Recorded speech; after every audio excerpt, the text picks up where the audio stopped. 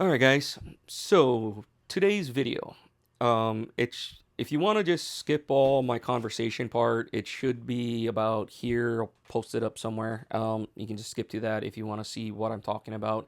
This part is just going to be a rant. I'm not sure how long it's going to be. I'm going to try to keep it to like 5 minutes of a rant on this conversation because I believe it is an extremely important topic to talk about.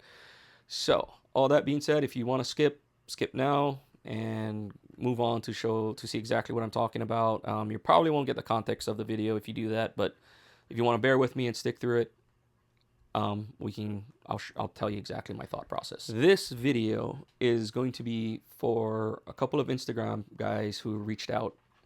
Um, and with that being said about Instagram, I appreciate you guys reaching out to me. I do leave the link in my on my page on my channel for you guys to reach out if you ever want to talk to me directly without having to go through YouTube's platforms.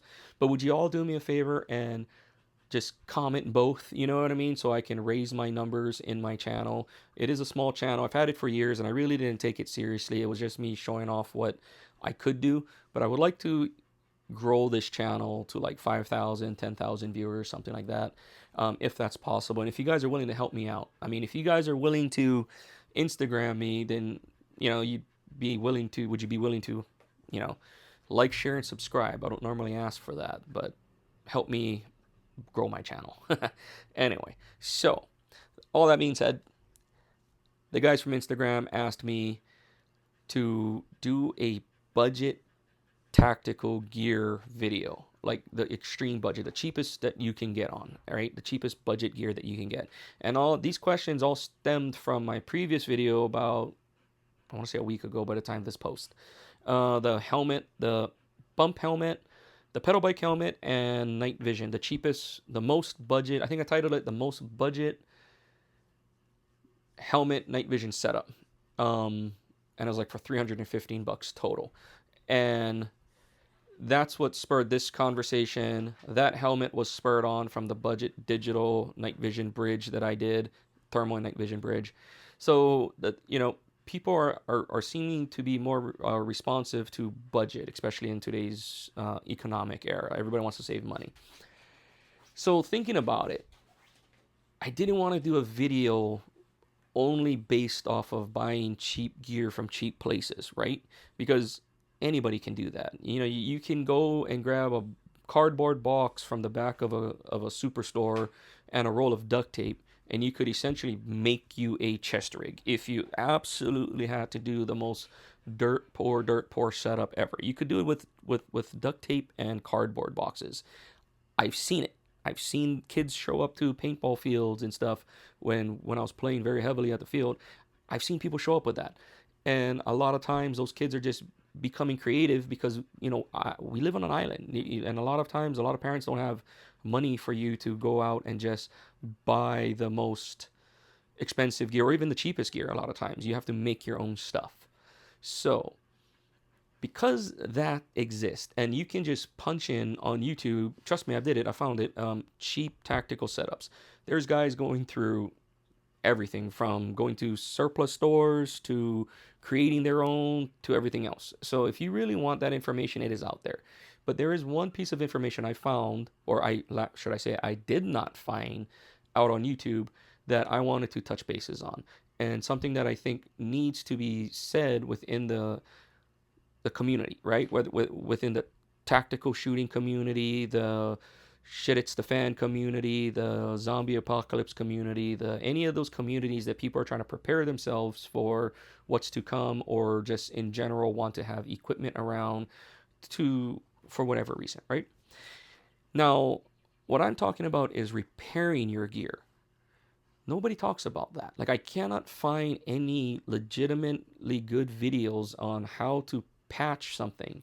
We live in a world of throwaway, right? It doesn't work, throw it away. I don't need it, throw it away. It's going to be about, today's video is going to be 100% about, instead of going, it's going to be, instead of me going and trying to explain to you the cheapest thing to do, I'm going to show you how to repair the stuff you have. And this is universal for the most expensive equipment to the cheapest equipment.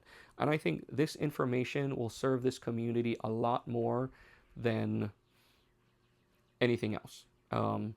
So that being said, we're gonna set up the ground table here because I'm kind of a mess right now inside my little man cave, and I'm gonna kind of break down the things that you should have in your pack and the things that you should keep, because all of these things are essential to fixing your equipment on the fly. Because what most people don't realize is, unless you're in some giant military unit, you know, and hell, there's a lot of people in military units that don't even get the equipment because their supplies are weak or low, or they're not high on the list of supply management, right? You get the base of the base and deal with the rest, right? Um, a lot of other guys can contest to that kind of things.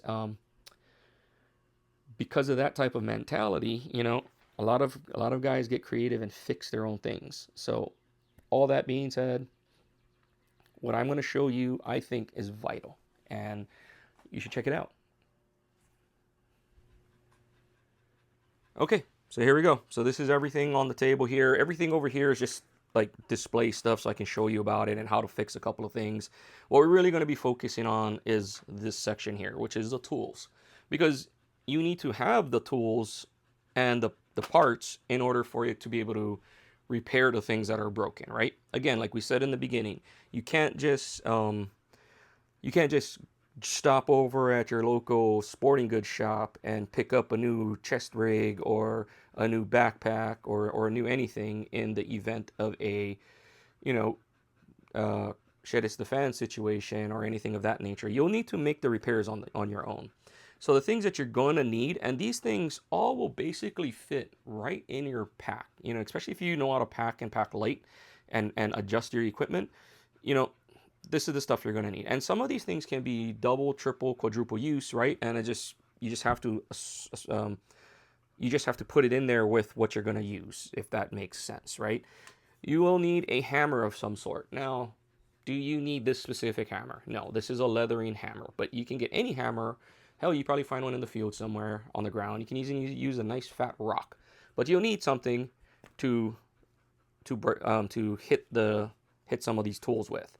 So you need a hammer. You'll need a type of hole punch. Now you can get the hole punches that are individual, and you just whack them individually, or you can opt for something like this. Simple. You can find this most of the times you can find this at a garage sale. It's just a simple star patterned hole punch. And basically, if you were going to make a hole in something, let's just use this for instance, you're just going to take your hole punch, and we are going to, I really want to put a hole in this. Well, you know, for you guys, I'll put a hole in it, but we'll put it here. All right. So if I want to put a hole into this material here, you're simply going to go like that, and voila, you have a nice hole. Now for nylon, you can make holes with nylon with a nail and a heat source. So you just burn a nail and you just burn it right through, and that'll do the same thing. But this has more versatility, so you'll need one of these. You also need one of two, or have both. I prefer a speedy stitcher. This is what I use for my everyday repairs at home. I have one in my go bag. And this right here, it's exactly this. It's a stitcher, and what it does is it allows you to put heavy duty thread on the spool in here, and you pull it up and you hand stitch your material, so that way you can fix it. And that looks a lot like this. So the hand stitcher allowed me to stitch through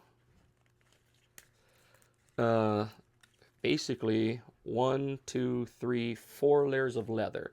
Now, granted, I did need to make these holes first, so I used well, for this, I used a drill, drill bit, and I just drilled holes through it. But you can use any type, you can use the awl and force it through the leather, because it will go through. It's just going to take a lot of work to kind of get it in.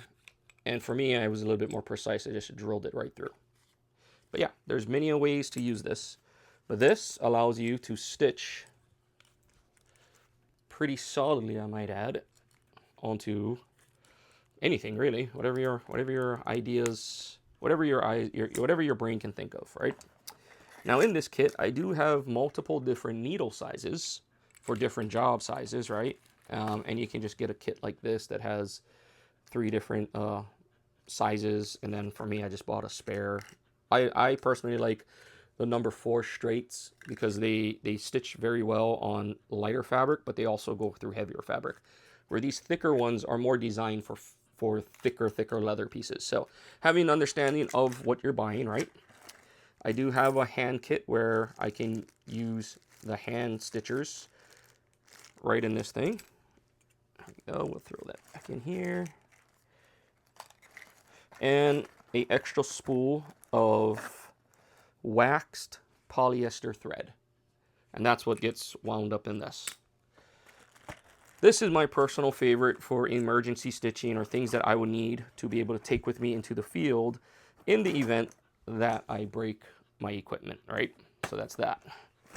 The next one you're gonna want, I mean, you could probably have 2. I have 2. This one's a little bit more compact and ready to go in a nice little kit here. This right here is a simple Amazon stitcher. Now this has multiple different colors of polyurethane threading, and it has a bunch of hand tools, so you're not going to have the full stitcher where it'll actually let you run a thread, but it will have this owl stitcher here, and all you're going to do is run the thread through and just let it hang, and then as you stitch it'll just feed off of that. It's a little bit it's not as clean as using a speedy stitcher, but it will allow you to switch multiple different colors if you really wanted to match your gear, if that's something that is super important to you.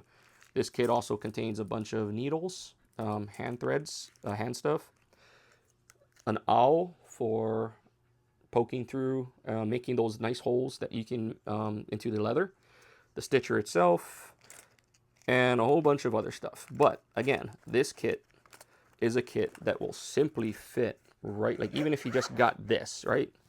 This kit here, it'll fit in most any pouches, right? If you had like just a regular dumb pouch, that'll fit in there. That'll fit in there too, and it'll fit in my gear kit. But anyway, a stitching kit of some sort like this, or like I said, my personal favorite is this. I do like this for different projects. It's nice to have, but I would get this first and maybe put it in a case like this and make your own set. I like this just because it's a lot more sturdy. It's made in the USA, made in China, you know, depends on where you're at. Another thing you're going to want for this is a Leatherman. Now, whatever Leatherman you get, it doesn't matter. The one thing that you want to make sure it has is a good sharp knife, a file of some sort, a saw of some sort that you can cut, and a scissors. Having the ability to have the pliers is great, and having the ability to have the bits in case you come across hardware that needs to come on and off, having the right size bits help. And I believe this one here comes with another awl. So this is a sewing awl, a sail awl here on this particular Leatherman. So you can catch that there, focus there. But it is a little wide, so it will make bigger holes in your fabric than the other one. But in a pinch, if that's all you got, this will work. And for those of you that are interested, this is the Leatherman Wave Alpha. You're going to need a couple of other things. This is pretty much going to be mandatory. You won't really need to take the whole kit with you, but having a bunch of these, you know, in the field in, like, let's say an old medical jar, Ziploc bag or something will really help you out in the future of having to fix stuff. So for this is just in a separate container because this came in a giant Ziploc bag and I had an old O-ring container there. But what I did was I took the buttons and I separated it into this little tray. And these buttons are clasp buttons. So they're basically these here. And this allows you to set your buttons where they need to be, right? And I do have something here that needs to be repaired, so that's perfect. We get to take this up there to the table. So right here, you can see how this one here has the button got ripped out right there. So what we're gonna do is we're simply gonna get one of these and we are going to replace that, so that way the radio pouch can actually button and this will be functional again. So I'll show you how this works a little bit down the line in the video. But yeah, we're going to repair this in a little bit. But let's get back to this kit. So this kit is for buttons, the actual big buttons that you would use to secure things. And, you know, like I said, you can keep like, you know, 20 or 30 of these in a Ziploc bag, and have the tools maybe with your kit, and that goes right into a pouch. Now these here, these are a different type of fasteners. And I'm not sure the technical name of these, but basically what these do is these two will sandwich two fabrics together, okay? So what you would do is you would make a hole and basically take one end, and you would take the other end, which is, well, it's in a bag. Here, let's get, here, since these are out. Camera-wise, I think this will see better. So this is where you take a button end and a button top, and you just push them together, and then you use the anvil to smash it down. And what that'll do is that will sandwich two pieces of material together, so like that, right? And it'll just kind of secure it. So if you don't have a way to stitch it, you could just pin it. These are not the most reliable for heavy duty stuff. That's kind of why I prefer actually stitching my product, or doing stitching my repairs. And you know, you get a kit like this. Again, same thing. Get another kit. Buy this right here. This specific kit here is to use buttons.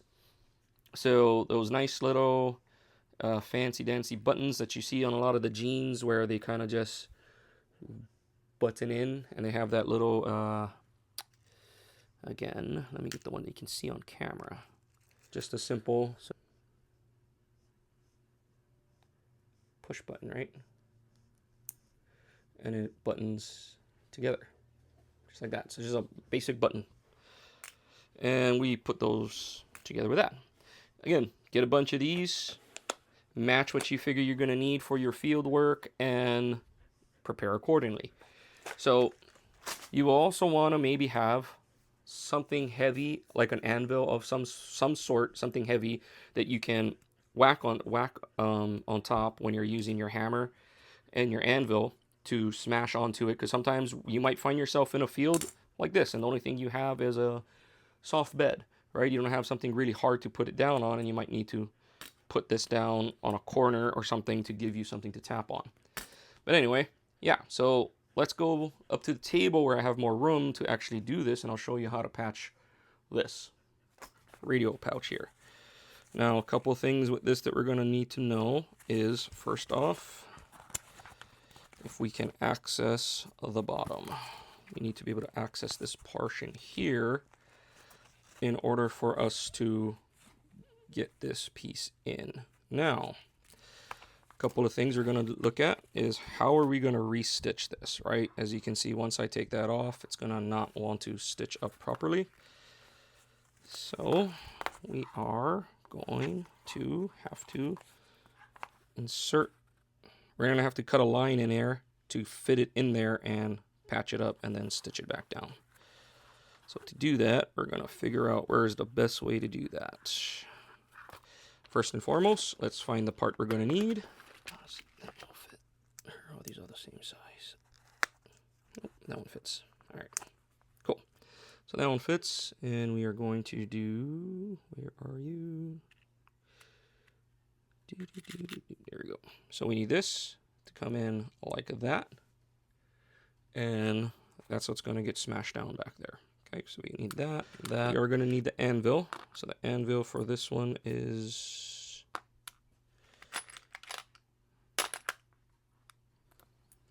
that'll work.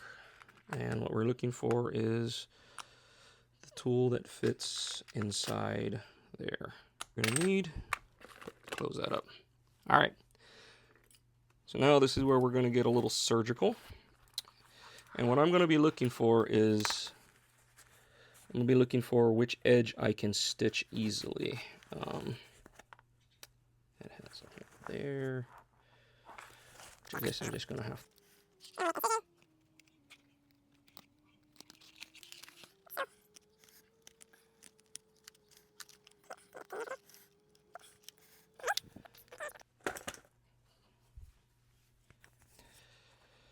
What we're going to do is we're going to push this through like so. And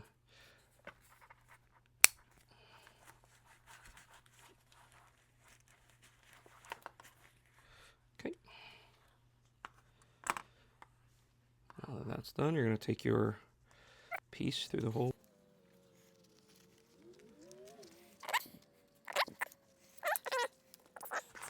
To the pouch, all the way to the bottom.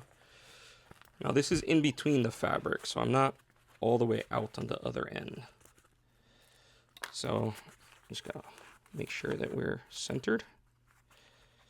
Push that down. Okay. Take your little all piece here.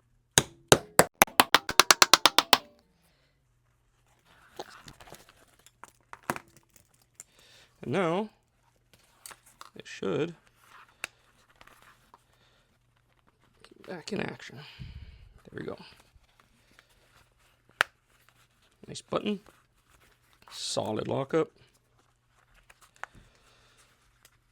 Okay, now we're going to repair the hole we just made and just take the speedy stitcher. We're going to pull this open.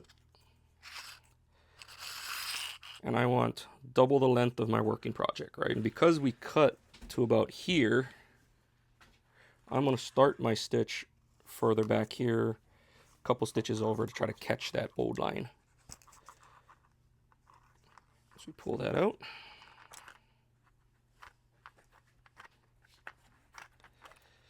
All right, so we want double the stitching surface. So 1, 2, that's enough, but I also need enough to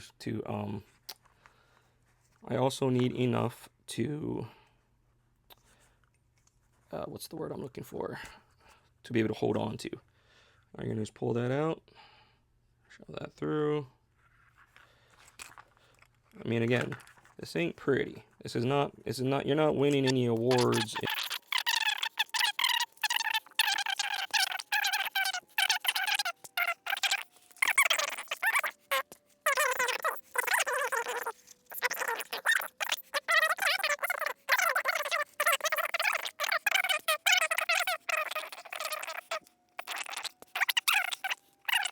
Have something to bring to the table, right? You're not just, hey, I need to, oh,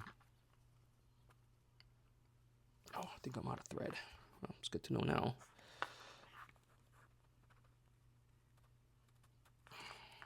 Or am I locked up inside? I'm probably locked up. So now what I'm going to do here is I'm going to take just a little tool here and pull this out like so.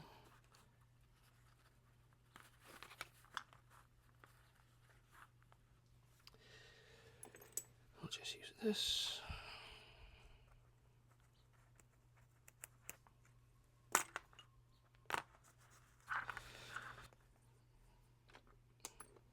Okay, and now all we do is we make a simple knot just to tie this off.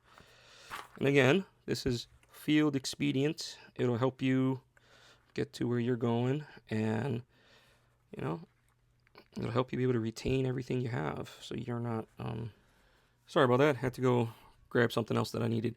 So something that you also want to add to your kit is a lighter system. Now anyway, the reason I like kerosene lighters is because when they run out of fuel, you can put anything in these things that are flammable and that will spark.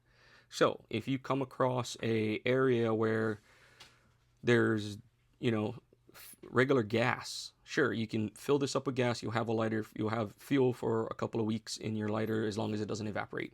Now you can go ahead and put like a rubber, but scissors, like so. And because this is waxed, it'll melt. There you go. You can stop it from fraying.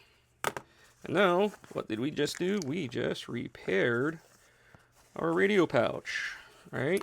In the field, ready to go. Good as new. It does not look pretty, you know, but it functions. Guarantee you that. All right, so let's get back to the table and the tabletop. All right, guys, so you saw it. That is what I'm talking about, right? Having the ability to have spare parts to repair your equipment and the knowledge and the understanding on how to repair your equipment. A lot of times, most people don't think about this because, you know, we live in a world of right here, right now. Most people we live at a throwaway culture. It doesn't work for me, throw it away. Spent money on it, it ripped, throw it away. Buy a new one, buy a new one, buy a new one. And nobody thinks about fixing their things. Now, if you are in one of those moments in life where, you are using all of this equipment because it's either, like some people in our conversations, it's a crap hits the fan situation, it's a rule without law or zombies or whatever have you, right? Put in X situation here. The one thing people forget is you don't have a supply line, man. Like, you're scavenging, you're looking for things. You're not going to be going to your local Walmart or your local surplus store or wherever to go find top tier gear. And if you do, good luck, good for you, right? But for the average common guy, that's really not going to happen. So remember, think past just what's the cheapest or what's the most expensive, and think about the longevity of that piece of equipment and how you are going to be able to use said piece of equipment. You know what I mean? Like, how are you going to be able to use it and fix it if it gets to that point, which every piece of kit gets to that point one way or another. And this is where your maintenance of stuff comes in. So this kits that I'm talking about, this kit that I put together, is not just a repair kit, it's a maintenance kit. We're maintaining our equipment, we're repairing our equipment, we're making sure that we are functional if something goes wrong with our equipment, right? So yeah, anyway, before I go into another rant, like, share, subscribe, and again, questions, comments, you know where to leave it, and I will check you guys out later.